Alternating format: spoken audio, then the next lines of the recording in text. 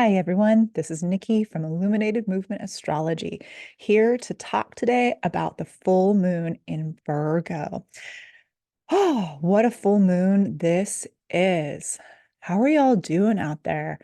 How's all this new energy in Aquarius and Pisces? How's your nervous system? How's your mind? How's your body? This is a lot of kind of Alice in Wonderland energy. A lot of things feeling upside down, maybe a little overwhelming, a little lost at sea for many, many souls right now. So we're going to talk about that when we dive into this full moon. Over the next few days, take care of yourselves. Take care of your mind, your body, your subtle bodies, right? Just really, if you can, take a pause whenever you can. Remember to breathe. I've been having the mantra of, I don't know how this is going to work out, but I know it's going to work out for me. Something I've been saying to myself because so many things feel like they're in flux. So many things in the world feel crazy. And there's a reason for that. So let's take a look at this chart and talk about why it feels so bizarro land right now. Okay. So the chart of this full moon in Virgo happening on February the 24th at 4:30 in the morning Pacific time. Now adjust for your time zone. But wow, there's so much to talk about here. The first two things that I want to talk about are, of course, all of this Pisces energy, right? We've got Mercury coming up on the sun, Saturn and Neptune and his home sign, all in Pisces. And then, as you know, we've got this Pluto, Aquarius, sitting next to Mars and Venus. Venus has just overtaken Mars. They were conjunct. When was it? On the 22nd. So all of this energy, so much energy directed in the last two signs of the zodiac, the signs that are bigger than the self, the signs that are coming to a close energetically. So there's a lot of things here about letting go, closing out cycles, but we're also beginning new cycles, right? So it's that kind of overlap of new and old happening synergistically and converging together. And it can feel a little bit like we're being pulled apart, right? In some way. So this is a lot here. But one of the other big pieces that I want to point out here is the moon. If you haven't noticed, right, that here's the south node for those of you who are still learning your astrology symbols. This is the south node, this kind of upside down horseshoe or a little like, cute cartoon smile. So that's not a planet, right? All the planets are in one section in the sky from our point of view. If we look from the point of view of the center of the solar system, right, which would be the sun, they would still all be on one side. Okay, and we would be on the other. So in this chart, the moon all by herself in Virgo, 5 degrees Virgo, has extra weight. When a planet is all by itself, it carries an extra emphasis, and that's something that we can't ignore.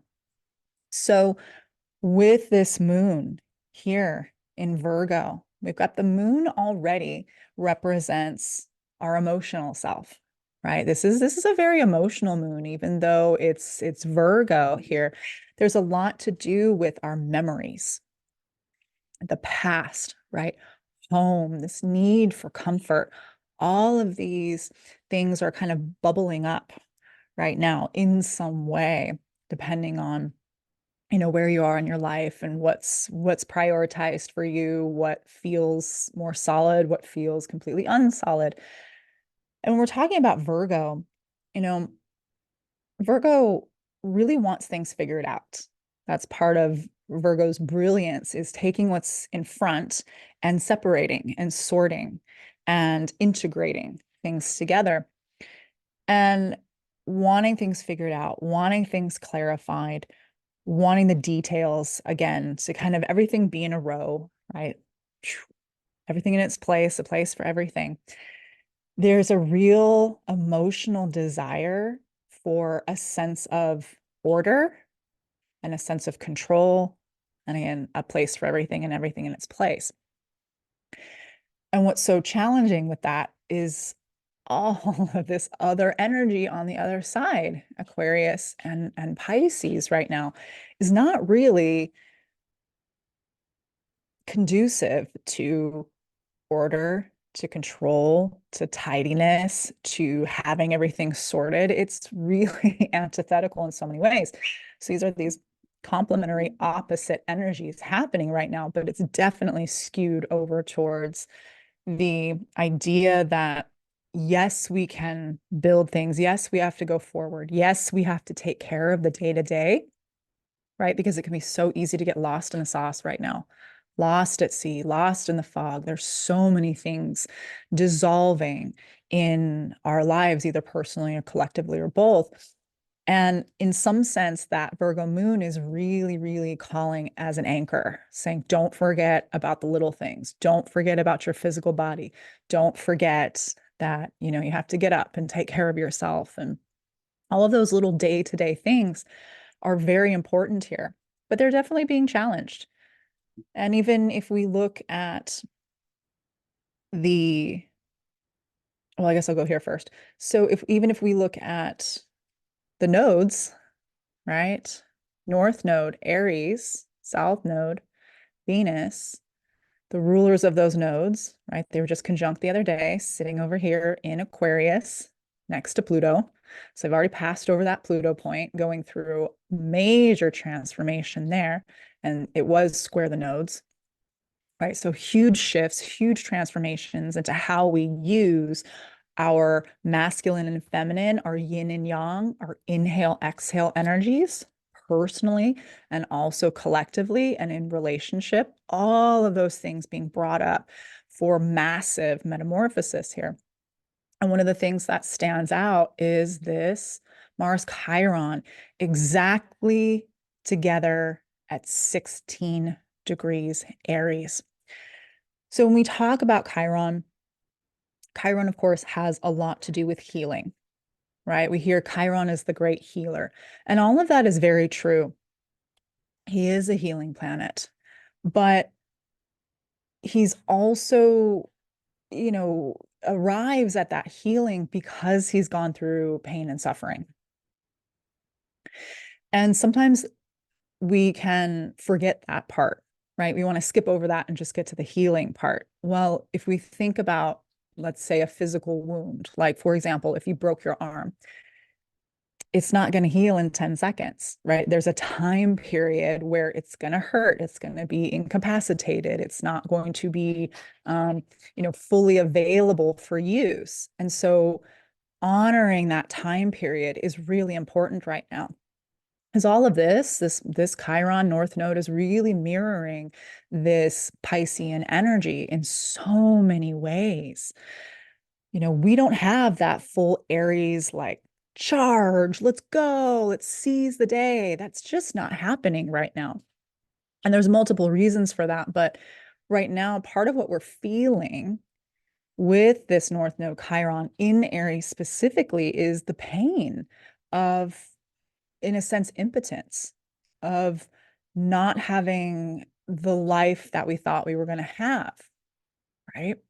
Not having things turned out the way we expected, not feeling like we can fully be actualized and go forward in some area of our lives. There's a lot of grief around that potentially. There could be sadness, there could be anger, there could be, again, mirroring this Pisces energy. Pisces Virgo can sometimes feel like victims, right? It's the axis of victimization.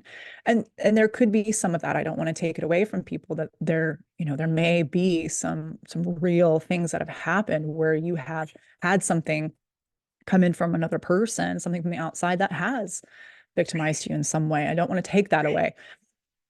But getting lost in that right now is very tempting.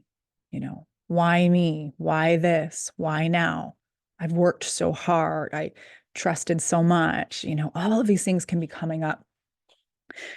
And that's requiring us to work in a bit of a different way. Because one of the things that Pisces reminds us at the end of that zodiac, right, is that everything around us will pass, right? Everything that we think is solid, everything that is once alive will no longer be so. Things will pass away. They will go, right? They will dissolve back into the one, whether you think of that as being God or the field or the universe or whatever terminology speaks to you. But we have all of these things dissolving right now. And we don't even really have a sense of solid ground, right? That moon is really searching for a sense of solidarity, even though the moon in Virgo is mutable, it's changing, it's preparing to do something new. Because remember, what follows Virgo is Libra. Libra is a cardinal sign. Libra starts new things, right? Libra typically starts relationship types of things, whether that's to a person or a contract, something like that. So Virgo really preparing us. Virgo has to do with the purification process, also a detoxification process, getting rid of the baggage that we no longer need. Even though she's an earth sign and she really, is about things that are solid and grounded, she's different. She's the one that, yes, it's solid and grounded, but let's till the soil, let's pull out the weeds. Let's do those kinds of things also. And she's making a trine over here, this blue line with the triangle to Jupiter, right? Jupiter and Uranus and Taurus, the only other Earth we have right now. And Uranus being there, shaking it up. All the things that we thought were solid, Uranus has been showing us we need to change. Maybe it wasn't so solid. Our security has really been tested, right? Since 2018, this has been going on. And our money, our value, our resources, whatever it is that is working in that Taurus part of your life has been going through upheaval, going through change, going through metamorphosis, innovating, changing, hopefully getting better. Just depends on where you are in that process. So it's a lot. It's a lot going on right now. It's like it's no wonder people are looking for a sense of comfort. And that's one of the challenges with Pisces is that desire to, in a sense, escape suffering, that desire to be connected to something greater, to float kind of above and away and out of the earth. And we can hear that a lot in our collective, so many people heavily, heavily, heavily focused on things like ascension and escaping the 3D. And I hate to break it to you, we live in 3D. Whether or not we are able to recognize the other dimensional energies and be able to tap in and include that in a conscious way, we still live in the 3D. It's an illusion that you can escape. Right? That's that Pisces illusion. You still have to be incarnated on this earth in a physical body. That's the Virgo part. So wanting to escape, wanting to return home, wanting to find home. I've talked to a lot of people who are on the search for what feels like home right now. They feel lost. They don't know where to go. They've, in some way, maybe their purpose or their job or their relationship or maybe it was their bank account, whatever it is, has shifted and dissolved to the point where they don't know what to do. And there's such a desire for comfort, for assurance, right? The wanting to go back in some way, that moon, wanting to go back and find a time, find something that was solid, something that felt more comforting, something that felt more in control, more assuring. And so there's a little bit of a trap there in some way. And when we look at the rulerships of, let me clear this out. When we look at the rulers of this full moon, so we got the sun in Pisces, moon in Virgo, right? If we're looking at Pisces, even if we talk about the rulerships here, what are the rulers of Pisces? Well, the traditional one is Jupiter, right? Jupiter in Taurus, but approaching that Uranus here. What's the ruler of Taurus? Well, it's Venus, right? Venus sitting next to Mars, but in Aquarius. Or the rulers of Aquarius. Well, one is Saturn, right? Saturn in Pisces, where quite frankly, he's not very comfortable, right? Saturn likes things more solid, more crystallized, more tangible, more real, right? And he's in Pisces, the opposite of all of those things. So that's one of the rulers. And the other one is Uranus. Uranus and Taurus, shaking the earth, shaking our foundation, reminding us to look at our worth and our value. Taurus is a personal sign. This has to do with us as well. So, with all that happening, right, we have, in a sense, this mutual reception going back and forth between Venus and these Taurus planets. So there's almost like a tennis match here of like, oh, go to that. Oh, no, go there. Oh, that ruler is there. Oh, no, it's there. There's this almost endless sense of being on this wheel. It's like, where is something? Can someone just hit the ball out of the court already so we can move on? But no, we're still stuck in that back and forth energy. If we look at Saturn instead of Jupiter, right? When we look at Saturn, well, let's say this the other way.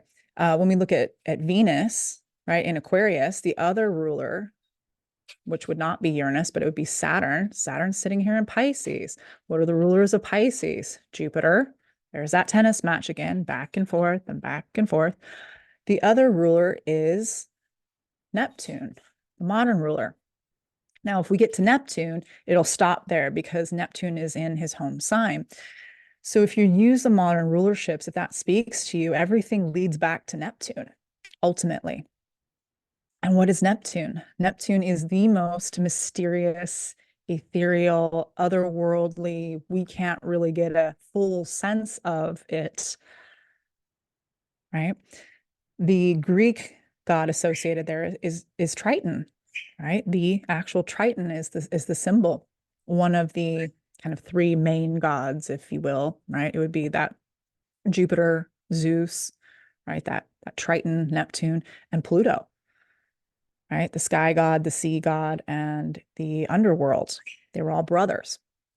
And so we have a lot of this kind of feeling like things are, in a sense, happening out of our control. Like there's something greater outside of us kind of pulling the strings in some way. There's that definite feeling right now that we are not able to, right? Chiron, North Node, Aries, to self-actualize or to go forward in the way that we had hoped, that we wanted to. And that's a lot to process. That's a lot going on. And so what should we do with all this? Well, Pisces, one of the beautiful things here is, again, reminding us that everything will dissolve, everything will change. Everything we thought was indelible is also ephemeral. It's only here for a brief time. And so if it feels like you're at the beach building a sandcastle only to have the tide wash it away, that's part of the process. That's part of accepting where we are in this crazy upside down Alice in Wonderland, which way is up time that we're going through. This is a time to have faith, to trust, to continue this self-healing journey, the self-healing work that we're all on collectively and individually. This is continuing the path, right? Jupiter and Taurus here, they want to build things. Taurus is a building sign. It wants to make things real and tangible in some way. So we need to continue doing the little things, right? Virgo, the little things, the small things that you think are insignificant, they're not. Remember, this moon is sitting all by herself. She's a big deal right now. If you can focus on the small things that you do have control of, that's really going to help you with all this, feeling this massive sense of loss of control, loss of meaning.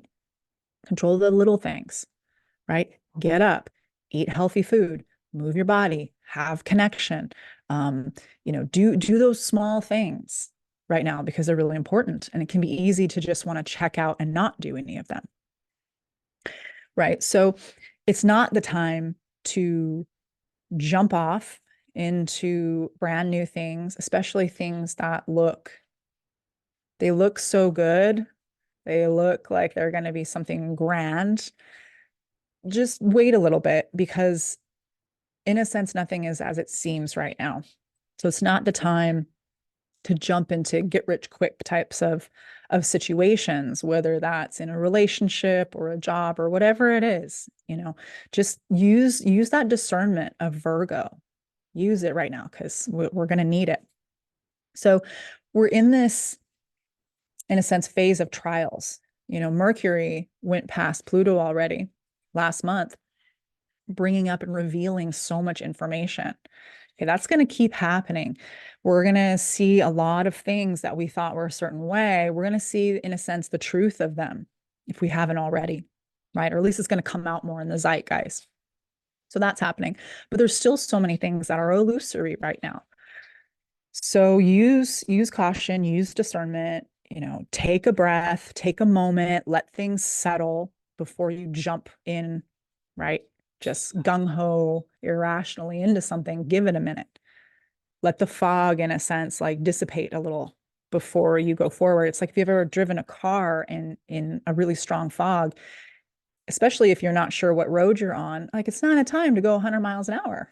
It's just not. Use some common sense there. Use that Virgo moon common sense because it may be very tempting to want to just jump into something, grand or whatever to alleviate all of this discomfort. There's a lot of pressure at the same time with all this discomfort. And there's this pressure to want to go forward, want to do something new, want to get out of this trial phase that we're in, because we really are. We're in such an initiation period collectively, and a lot of us individually as well.